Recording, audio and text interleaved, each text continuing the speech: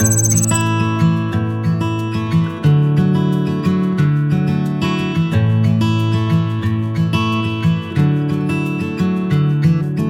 so we originally met on Hinge, the dating app, and we started a conversation about Paris because she was about to take a trip to Paris. Been to Paris before, giving her recommendations, and then the conversation progressed to what we like to eat. And I told her I've been to Japan, I liked ramen. She had a recommendation for a ramen place since I've never been able to find the same level of ramen here in the US. So we meet at Tajima. I'm a military guy, I show up on time.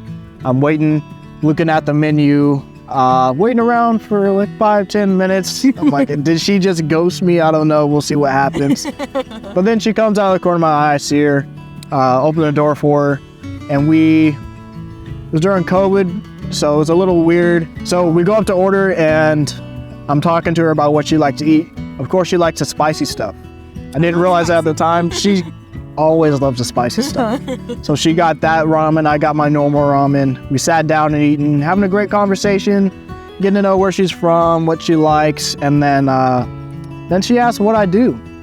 And I was like, oh, I'm in the military, and her face changed. I was like, well, what was that? I didn't say this out loud, but I was like, uh-oh. Yeah. Okay. A little bit of a red flag, but it kept going on. We were having a great time and everything. And then right when we were about to finish our ramen, she had a white shirt on, and I didn't realize this at the time. But anytime she has a white shirt on and we're eating somewhere, she spills it on her. So she spilled it on her shirt. But I don't know why, but I was nervous to tell her. So I didn't tell her until we left the restaurant. Like, we gave a hug goodbye, and I was like, by the way, you have a stain on your shirt. While I'm leaving now, I'm be thinking about everything I was talking about with a stain on my shirt. That's what I was thinking. I loved our first date. The conversation was flowing, a lot of laughs, a lot of giggling. It's beautiful. It was.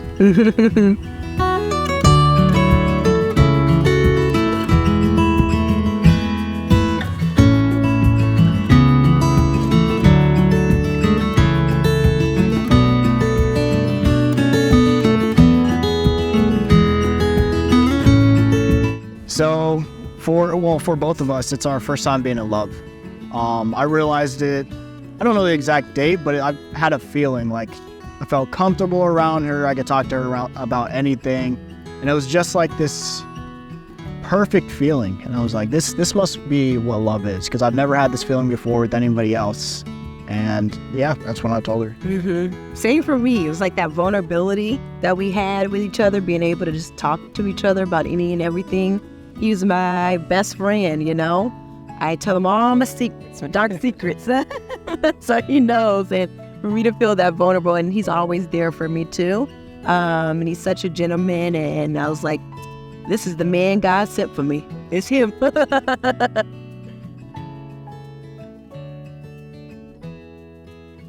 Yeah, so we just been through a 7.5 month deployment. So I think that was the hardest for us.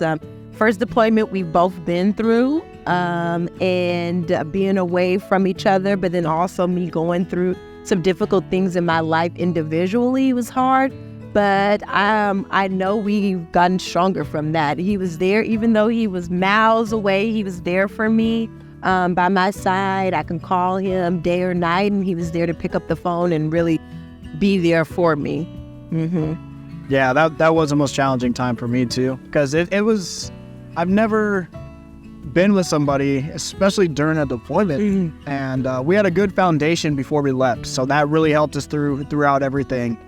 And then at that point, I know I wanted to be with her. I was actually planning to propose before the deployment, but stuff got ramped up, like quicker timelines. But after I got back, shortly after that, that's when I proposed to her.